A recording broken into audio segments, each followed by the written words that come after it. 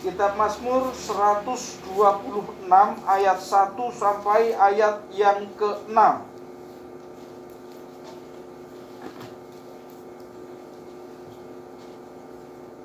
Mazmur 126 ayat 1 sampai ayat yang ke-6. Mari baca bersama-sama 6 ayat ini, dimulai dari perikopnya. 1, 2, 3. Pengharapan di tengah-tengah penderitaan, nyanyian ziarah. Ketika Tuhan memulihkan keadaan Sion, keadaan kita seperti orang-orang yang bermimpi. Pada waktu itu mulut kita penuh dengan tertawa dan lidah kita dengan sorak-sorai. Pada waktu itu berkatalah orang di antara bangsa-bangsa, Tuhan telah melakukan perkara besar kepada orang-orang ini. Tuhan telah melakukan perkara besar kepada kita, maka kita bersukacita.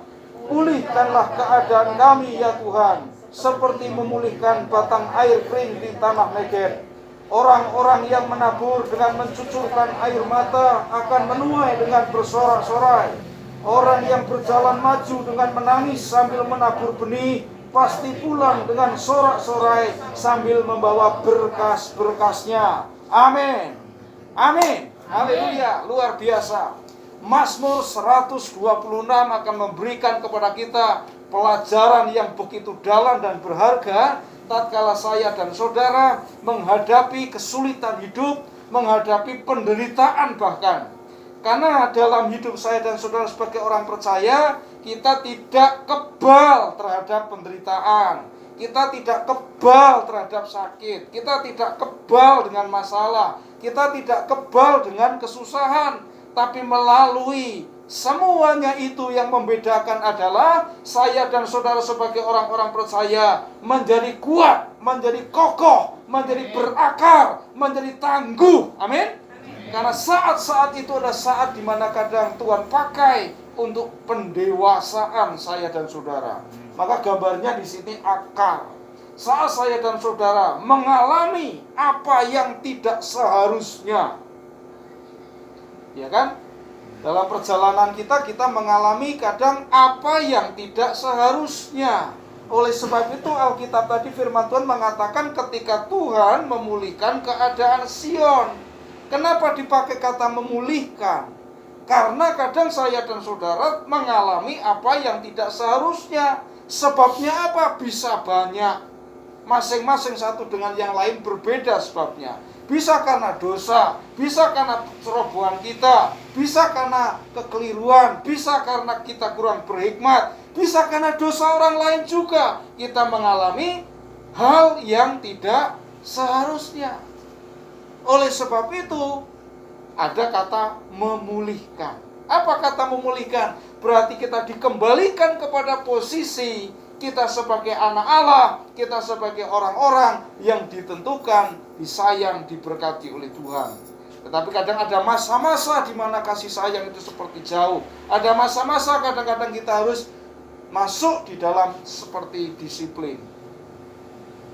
Nah, kita belajar bersama-sama. Nyanyian ini disebutkan nyanyian ziarah. Nyanyian ziarah itu dipandang lewat dua sudut.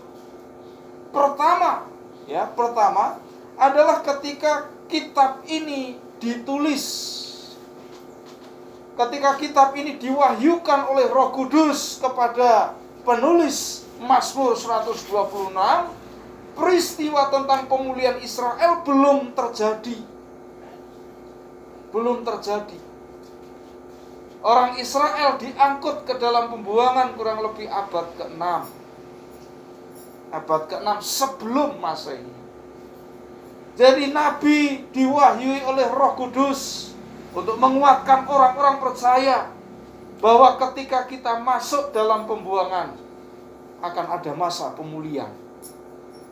Maka ketika Tuhan memulihkan keadaan Sion, keadaan kita seperti orang yang bermimpi waktu itu. Jadi masa-masa pemulihan dibayangkan oleh orang beriman waktu itu. Lalu Mazmur ziarah ini dibaca setelah peristiwa terjadi. setelah peristiwa terjadi, orang-orang umat Tuhan yang tidak mengalami masa itu diajak untuk berziarah ke pengalaman nenek moyang mereka. Ya, makanya ziarah itu kan mengenang. Ziarah kubur. Tapi tidak boleh mendoakan arwah yang ada di dalam kubur. Ziarah kubur cukup tabur bunga, bersihkan kuburnya. Gak boleh kemudian ndonga, ada doa arwah. Alkitab gak ada ajaran ndongakno arwah. Ya kan? Lalu dibaca, ingat tuh nak, cucu, le, mas, yu, kang, dulu nenek moyang kita pernah mengalami ini. Dan Tuhan memulihkan keadaan mereka. Waktu mereka dipulihkan, mereka seperti bermimpi. Kira-kira begitu. Nah, kalau kamu dan kita sekarang mengalami hal-hal yang tidak seharusnya, Tuhan juga pasti akan memulihkan kita. Nah, apa yang harus kita lakukan sebagai orang beriman ketika kita berada di dalam penderitaan? Ingat, masa-masa susah, masa-masa sulit, masa-masa menderita itu sebenarnya dipakai oleh Tuhan sebagai masa di mana akar saya itu tumbuh. Akar-akar rohani kita, akar-akar iman kita, akar-akar pengenalan kita akan Tuhan itu tumbuh berakar sampai kepada sumbernya. Ya, menjadi orang-orang yang kuat. Apa yang pertama kita lakukan? Yang pertama ini, ketika saya dan saudara mengalami masa penderitaan, harapkan pemulihan. Ya, sementara saya dan saudara susah, sementara saya dan saudara sedang sakit mungkin, sementara saya dan saudara sedang menderita, sedang sulit, harapkan di tengah-tengah kesulitan itu sebuah masa di mana Tuhan akan memulihkan kita. Dan di sini dikatakan apa pada ayat yang pertama?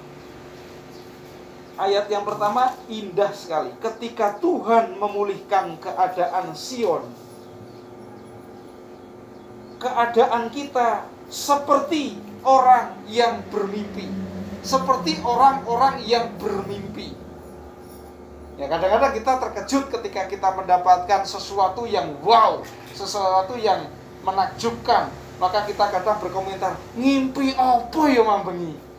Wah, rasanya kayak masih mimpi. Artinya apa berarti? Artinya hal yang selama ini kita pikir sebagai mustahil, pada masa itu ketika Tuhan memulihkan kita, tidak jadi mustahil lagi.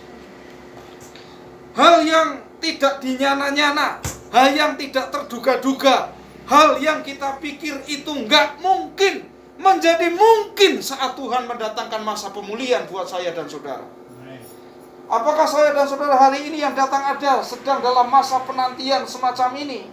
Kalau sedang masa dalam penantian ini, dalam keluarga kita, pergumulan-pergumulan kita, harapkan dan bayangkan masa di mana kita akan sampai kepada seperti keadaan orang yang bermimpi.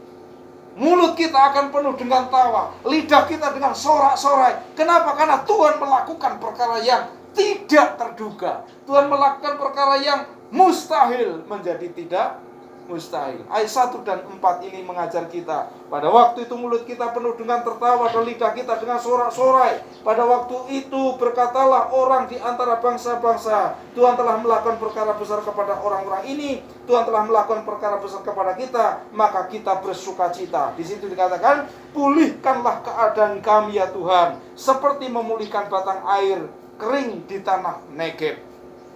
Jadi janji tentang pemulihan selalu disertakan ketika Tuhan kadang mengizinkan kita masuk di dalam lembah-lembah yang kita tidak nyaman di situ. Coba telusuri Alkitab. Kitab Yesaya mulai pasal yang ke-58 ke sini, itu adalah kitab yang menceritakan tentang pemulihan-pemulihan. Kitab Ulangan menjanjikan ketika suatu saat umat Tuhan oleh karena kedegilan keras hatinya, membelakangi Tuhan, tidak taat, memberontak kepada Tuhan, maka masa datang mereka akan mengalami disiplin, mereka akan diserahkan, artinya dosa menuntut hidup mereka, tetapi kemudian akan datang masa pemulihan. Dan ketika masa pemulihan hati terjadi, maka pemulihan keadaan hidup itu akan terjadi. Dan keadaan saat saya dan saudara dipulihkan, sekali lagi seperti orang bermimpi. Semua keadaan akan menjadi berbalik, saudara. Pada masa menderita ketika itu mungkin kita dihina, tidak diperhitungkan. Ame sewa apa utang duit 10.000 ora ono sing percaya. Tapi ketika masa di mana saya dan saudara dipulihkan, wow, luar biasa. Amin, saudara. Ini terjadi, ya, saya mengalami. Teman saya Pak Yunus itu, pendeta Yunus, itu juga mengalami. Saat ini ketika Tuhan mendatangkan masa pemulihan, saat ini orang-orang yang dulu menghentikan beasiswanya, ya, beasiswanya dia di semester berapa itu? Semester 6 kalau nggak salah, berhenti. Padahal bapaknya itu berjasa sekali dengan GIA, Dr. Cipto, membuka banyak pos PI, membuka banyak gereja. Tapi anak seorang yang sangat berjasa kepada gereja ini, sekolah saja beasiswanya dipotong di tengah jalan, kelimpungan. Ya, 1 bulan hanya hidup dengan uang 50.000. Ya, tapi kebetulan kalau kita di kampus itu dulu kan senasib sependeritaan. Kami kadang-kadang supaya kenyang, mahasiswa sekarang nggak tahu ngalami atau enggak ya. Kalau dulu itu ada telur satu orang satu kamar, ada 9. Bagaimana ini supaya makan semua? Bagaimana supaya umat semua? Nah, kita punya hubungan relasi yang baik dengan tukang bubur kacang hijau. Nah, tukang bubur kacang hijau kan goreng buat donat. Lah, tepung-tepung donat yang tercecer itu kita pesen, tolong jangan dibuang, itu bermanfaat, nanti akan kita daur ulang. Lah, kita ambil tepungnya, lalu kemudian telur yang satu itu diublek dengan tepung itu, dikasih garam banyak-banyak, sehingga kemudian mengembang kayak kue tart. Maka kemudian kenyanglah orang 9. Dan kadang-kadang kita juga ke sungai cari lompong. Ya, macam-macam lah seperti itu. Karena masa susah. Tapi sekarang orang-orang yang potong beasiswa itu, Bapak Ibu, malah minta supaya dibeasiswa. Ya, kan? Ketika Tuhan memulihkan keadaan Sion, keadaannya seperti orang bermimpi. Orang-orang yang dulu menghina, orang-orang yang dulu itu tidak memperhitungkan, sekarang itu nyoba-nyoba, ya tolong anak saya dibeasiswai. Kenapa? Karena dia pegang kunci lolos dan tidak ada seorang anak mahasiswa dibeasiswai. Sampai yang sekarang Pak Dr. Slamet Santoso itu, karena dia nggak selesai doktornya waktu itu, diberhentikan genten. Padahal bapak ini yang memberhentikan dulu. Kamu dokter kok nggak selesai dissertasinya, tak potong, berhenti beasiswanya. Seperti ya, seperti balas. Nah, itu Tuhan luar biasa. Jadi keadaan, kalau bahasa orang biasanya Tuhan akan melehke, ya, Tuhan akan melehke. Semua akan terjadi perbandingannya menjadi terbalik. Kapan itu? Saat Tuhan memulihkan. Maka dengarkan baik-baik setiap saudara-saudara. Mari kita beriman bersama-sama. Pasti akan datang masa di mana Tuhan menyiapkan masa pemulihan dalam hidup saya dan saudara. Amin, saudara. Itu pasti. Maka bayangkan, imankan, harapkan pemulihan itu terjadi dalam hidup saya dan saudara. Saya mengalami, saudara semua yang berangkat dari awal gereja ini mengalami, ya kan? Gak ada motornya Mas Ragil yang Tosa, itu berjasa sekali, ya kan? Wah, main kemana-mana. Di Gumaya Hotel yang gawa Tosa kuwi. Yang lain mobil bagus-bagus ya, enteng-enteng ya kan, pakai Tosa, ya kan, enggak apa-apa. Ya. Lalu beberapa kali saya nyurung kristal itu. Pernah waktu doa Selasa, sampai saya mau nangis rasanya. Kentekan bensin nyurung dari Serendeng, Pak Agus itu, Pak Agus Serendeng ya. Latihan itu, Bakpu itu. nyurung. Terus pas temurun kecamatan glundung, surung meneh glundung. Enggak 1 2. Sering sekali. Pernah saya pulang kuliah kemudian kehabisan bensin, telepon Ragil, targil ngirim bensin di tengah-tengah Dogabuk sana. Sering kan? Nah kemarin saya sama Mbak Om napakilah ke Sumowono. Pernah jam 1:30 malam saya pakai ceketer lewat arah Sumowono Bujo itu. Sing werite gak karu-karuan. Kira-kira itu dibayangkan itu di bawah pohon apa itu? Pohon itu kayaknya ada apa itu? Plingsir wengi. Ya seperti itu. 1:30 malam. Ya, tapi masa itu sudah lewat. Amin saudara? Ya dulu pada masa itu yang namanya rasanya gimana, rasanya punya motor sendiri. Wah jauh sekali. Jauh sekali ya, jauh sekali. Ya puji Tuhan. Semua karena kemurahan Tuhan. Tetapi harapkan pemulihan dalam setiap hidup kita. Lalu yang kedua, kita lihat ayat yang ke-5 dan 6.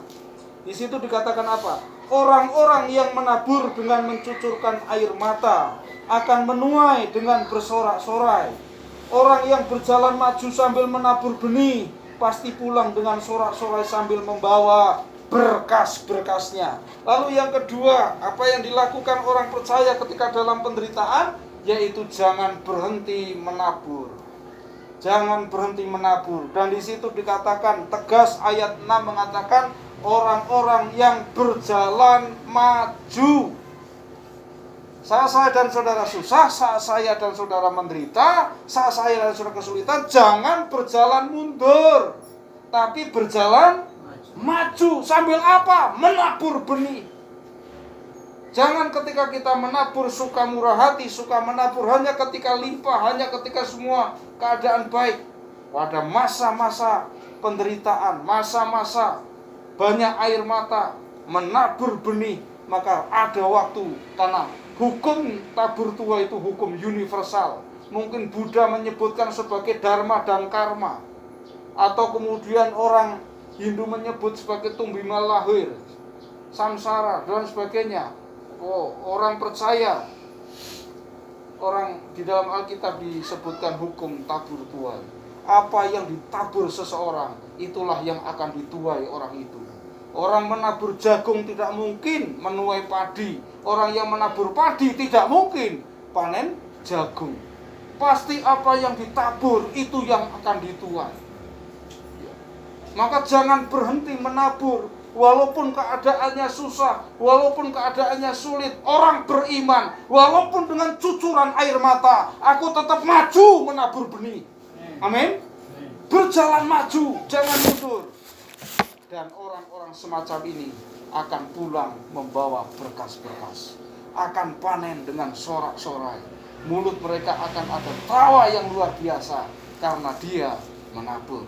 Jadi jangan pernah harapkan menuai kalau tidak pernah menabur. Itu omong kosong, orang gila namanya. Orang gak pernah tabur kok mau menuai, itu perampok namanya. Kita harus menabur. Dan kita diberikan teladan di dalam bapak-bapak iman kita. Masa itu adalah tahun 538 sebelum Masehi. Daniel dan kawan-kawan ada di negeri pembuangan. Sekali lagi saya ingatkan, kenapa mereka dibuang di negeri Babel? Karena mereka tidak beribadah, menganggap enteng, menganggap remeh, menyepelekan hari Sabat. Hari Sabat harusnya ibadah, malah dolan. Hari Sabat harusnya ibadah, malah melakukan pekerjaan-pekerjaan yang tidak ada kaitannya dengan Tuhan. 70 tahun mereka meremehkan itu. 70 tahun mereka harus bayar di negeri Babel. Anak cucu yang tidak tahu menahu ikut menanggungnya. Tapi Daniel, Sadrak, Mesak, Abednego, dan orang-orang yang masih pegang kuat iman, meskipun saya sebagai budak, meskipun saya ada di negeri pembuangan, saya tidak enak, saya menderita, tapi mereka tidak berhenti menabur. Mereka tabur investasi hidup mereka. Alkitab menyebutkan Daniel 3 hari berdoa. Setiap hari Daniel berdoa. memuji dan menyembah Allahnya menghadap ke kiblatnya Yerusalem.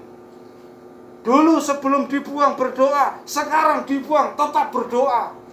Mereka jaga kesucian waktu di Yerusalem, waktu di negeri asing mereka jaga kesucian juga. Hidup mereka tetap menabur hal yang baik. Walaupun di tengah-tengah masa kekeringan itu, mereka pun tetap menuai. Kita tahu Daniel menjadi orang yang diberkati di negeri asing. Sadrak, Mesak, Abednego, karena nama Tuhan mereka diangkat tinggi di negeri asing. Kenapa? Mereka tidak berhenti menabur. Ya. Mereka tidak berkata, sekarang menderita, buat apa lagi menabur. Justru masa-masa itu, masa-masa menabur. Belajarlah kepada petani. Apakah kemudian kalau ada hama tikus, kemudian Pak Tani ngomong, tikusnya akeh wis rasa tandur pari wae. Orangnya akeh saiki wis enggak usah podo tandur. Boikot karo Tuhan. Wis boikot rasa nandur apa-apa. Orang tok kok. Enggak. Ada orang nabur, enggak ada orang nabur. Ada tikus nabur, enggak ada tikus nabur. Tapi pada masa-masa Tuhan memulihkan, mereka juga bersuka cita. Amin saudara. Karena Tuhan selalu mendatangkan masa-masa kelukaan. Dan orang-orang percaya bertumbuh di masa-masa ini. Kenapa kekristenan itu begitu kuat dan kokoh sampai hari ini? Bayangkan, tidak ada badai cemoohan dan badai hinaan yang pernah dialami di sepanjang sejarah dunia kecuali iman Kristen sampai hari ini. Tapi saudara tahu iman Kristen sampai hari ini apa? Kokoh. Tiap hari orang banyak menerima Yesus sebagai Tuhan dan Selamat. Apakah hinaannya sedikit? Saudara bisa lihat itu di YouTube, saudara bisa lihat di Facebook. Yang namanya kekristenan dicemooh, dimaki-maki, dikafir-kafirkan, disesat-sesatkan. Tidak ada agama yang pernah mengalami hal semacam ini sepanjang sejarah. Ini menunjukkan betapa dunia memusuhi Tuhan. Betapa dunia betul-betul memang sudah sangat terhilang. Tetapi sejak dari mulanya, kekristenan punya kuasa bukan hanya sembuhkan orang sakit, bangkitkan orang mati, kuat kuasa Roh Kudus yang sifatnya mujizat, tidak. Tapi kekuatan kuasa dari kekristenan juga karena karakter orang-orang beriman yang begitu luar biasa. Meskipun mereka dianiaya di negeri Roma, mereka lah kemudian orang pertama yang menolong orang yang dianiaya. Orang yang menganiaya. Ketika mereka dicambuk, dikejar-kejar sebagai buronan. Dan ketika orang yang mengejar-kejar itu dalam kesusahan, orang-orang beriman ini orang yang pertama mengunjungi dan memberikan bantuan. Kekuatan kasih karunia yang hidup di dalam diri orang percaya itu dasar. Pantaslah kemudian ada tuaian yang begitu besar dalam kehidupan orang-orang beriman. Maka Bapak, Ibu, dan Saudara ditantang oleh firman Tuhan hari ini. Mungkin keadaan kita sedang tidak baik untuk menabur. Tapi kalau hari ini masa menabur, taburlah baik-baik. Karena saudara dan saya akan pulang dengan sorak-sorai sambil bukan hanya jinjing berkas-berkas. Saudara dan saya akan memikul berkas-berkas. Pasti pulang dengan sorak-sorai dan berkas-berkas dari Tuhan. Ini pesan yang boleh kita bersama-sama terima pada hari ini. Bagaimana ketika seorang beriman mengalami masa dalam penderitaan? Yang pertama, harapkan pemulihan. Yang kedua, jangan berhenti menabur. Tuhan Yesus memberkati kita.